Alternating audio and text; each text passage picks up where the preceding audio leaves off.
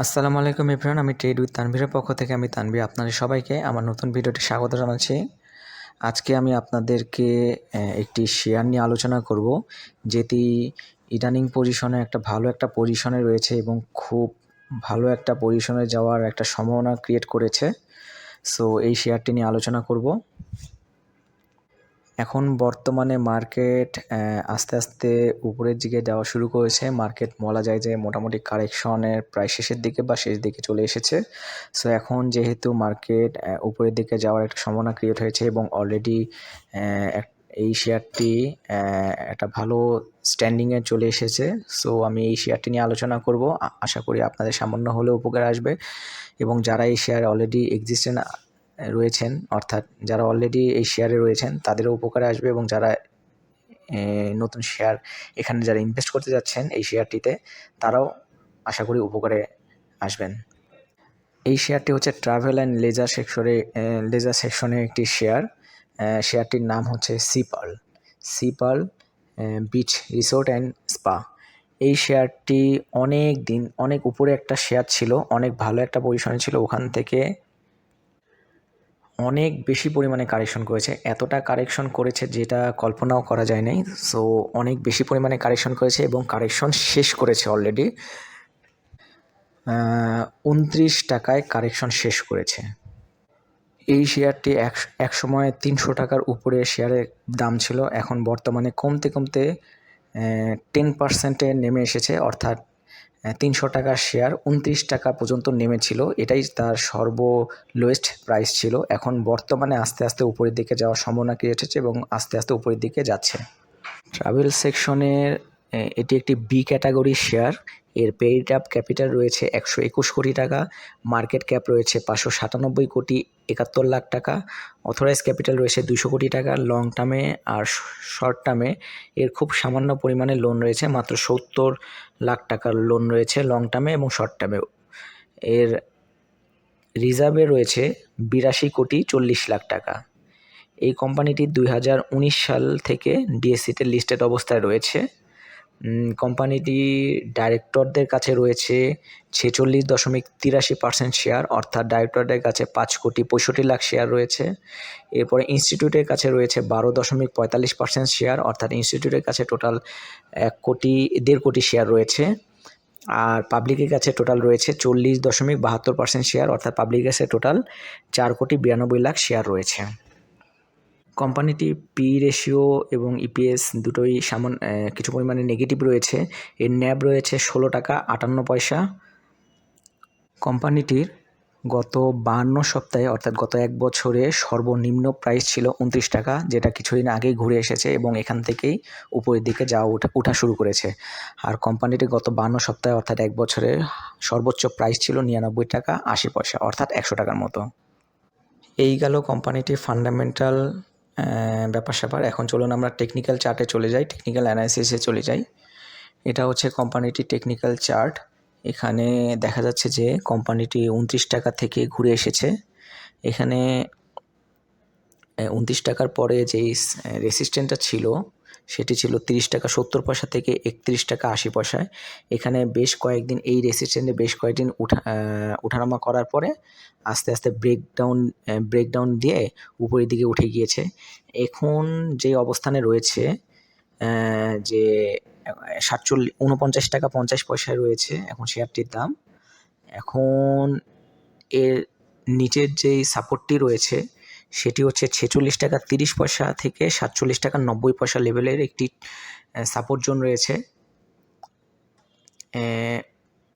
এটি ব্রেকডাউন করে গত 3 জুন এটি ব্রেকডাউন করে উপরে উঠে যায় এবং পরবর্তীতে আবার এই জোনটায় রিটেস্ট করে, অর্থাৎ 16 জুন এটা এই সাপোর্ট জোনে রিটেস্ট করে আবার উপরের দিকে উঠে যায়, অর্থাৎ এটিকে এই সি-পার্ল শেয়ারটি স্ট্রং একটা সাপোর্ট জোন হিসেবে বিবেচনা করেছে। সো বিধায় এখান থেকে ব্রেকডাউন করার পরে আবার রিটেস্ট করে আবার উপরের দিকে উঠে যাচ্ছে। সো এখন পরবর্তীতে এর যেই নেক্সট রেসিস্ট্যান্ট জোন রয়েছে সেটি হচ্ছে 55 টাকা 90 পয়সা থেকে 56 টাকা 70 পয়সা রেঞ্জের একটি রেসিস্ট্যান্ট জোন রয়েছে। তো আশা করা যাচ্ছে যে আস্তে আস্তে যেহেতু এটি 46 টাকা 30 পয়সা থেকে 47 টাকা 90 পয়সা লেভেলে যে রেসিস্ট্যান্ট জোনটা ছিল সেটা ব্রেকডাউন করে আবার রিটেস্ট করে উপরের দিকে উঠছে।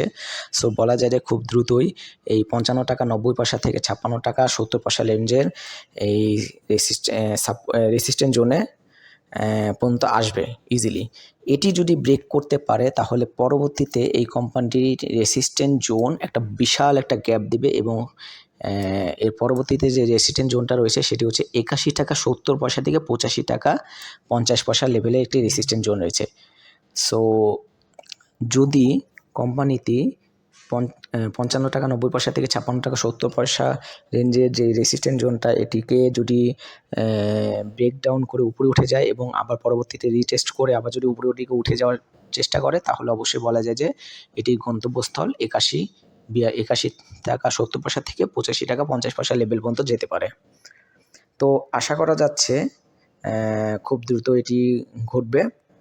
আসলে সিপাল এতটা নিচে নেমেছে, এর প্রাইস ছিল 2023 সালে মার্চ মাসে এর প্রাইস ছিল 300 টাকার উপরে, অর্থাৎ 320 টাকার মতো এর প্রাইস ছিল। সেখান থেকে নামতে আজকে এর সর্বনিম্ন প্রাইস দাঁড়িয়েছিল 29 টাকা। তার মানে 320 টাকা একটা শেয়ার 29 টাকা পর্যন্ত নেমে আস্তে আস্তে এখন উপরের দিকে ওঠা শুরু করেছে। সো বলাই যায় যে কমপক্ষে এটি গত 52 সপ্তাহে যে হাইয়েস্ট প্রাইস ছিল সেটি অবশ্যই টাচ করবে।